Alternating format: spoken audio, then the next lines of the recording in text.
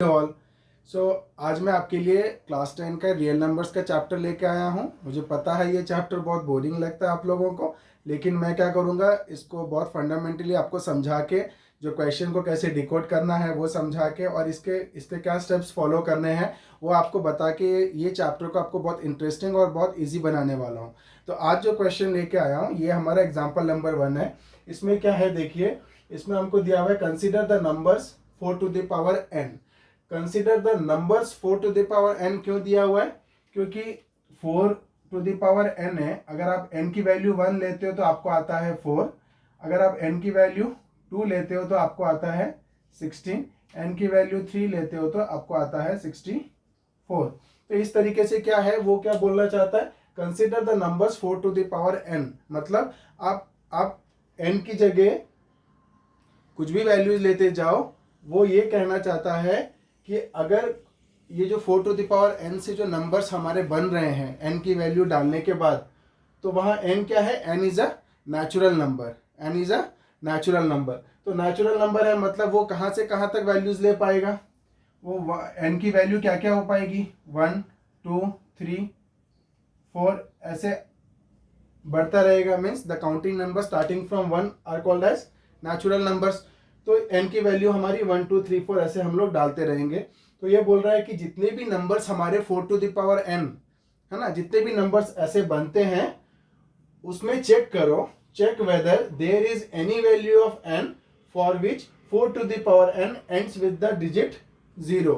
ऐसा कोई नंबर, हम n की वैल्यू डालते जाएंगे, ऐसा कोई नंबर इसमें आएगा क्या जो कि हमारा उसका डिजिट जो है 0 हो पाएगा। Means ends with the digit 0। Ends with the digit 0 मतलब 10 20 30 40 50 60 एंड सो ऑन। तो वो यही पूछना चाहता है कि आपने 4 टू द पावर n में जितने भी नंबर्स आप बना रहे हो, जितने भी नंबर्स आ रहे हैं n की वैल्यू डालने के बाद, तो वो क्या कोई भी ऐसा एक नंबर है जो कि डिजिट 0 से एंड करेगा। तो वो हमको क्या करना है, यहाँ पे हमको थियोरेटिकली उसको प्रूफ करना है। ठीक है, अभी हम देखेंगे इसमें हमारा जो स्टेप्स फॉलो होगा, जो थ्योरम फॉलो हो रहा है वो क्या है, फंडामेंटल थ्योरम ऑफ एरिथमेटिक। ठीक है, तो अभी हमारा क्या है, इधर हमको अभी ये देखना है, हमको नंबर क्या दिया हुआ है, 4 टू द पावर n। तो 4 to the power n to end with the digit 0।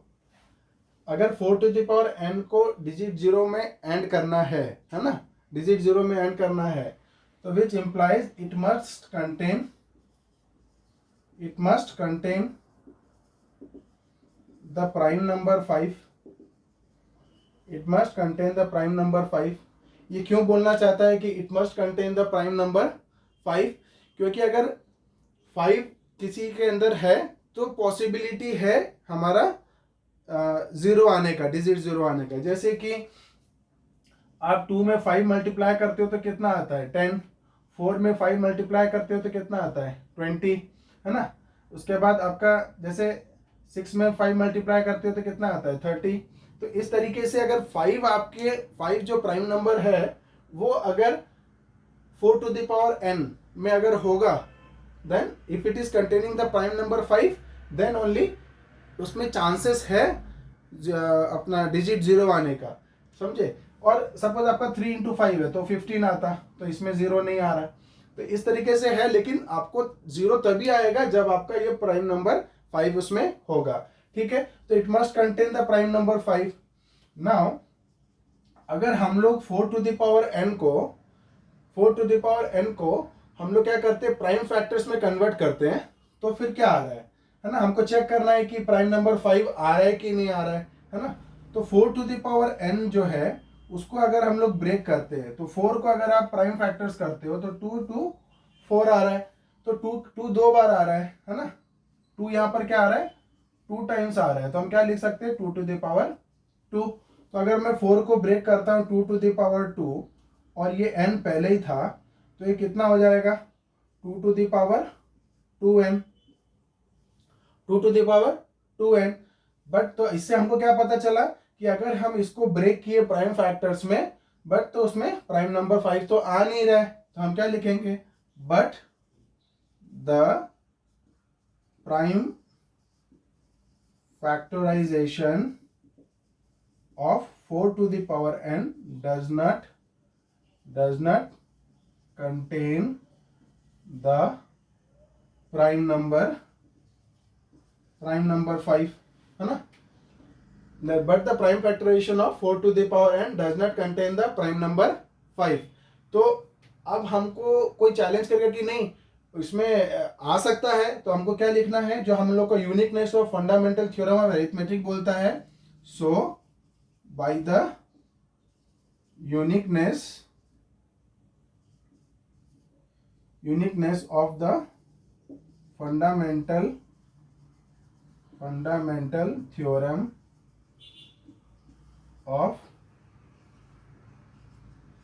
arithmetic, 4 to the power n cannot contain the prime number 5. तो यहाँ पे आप ये अगर ये स्टेटमेंट आपको ऐसा लग रहा है तो इसमें आप एक कर दो, but the prime factorization of 4 9 does not contain the prime number 5. It contain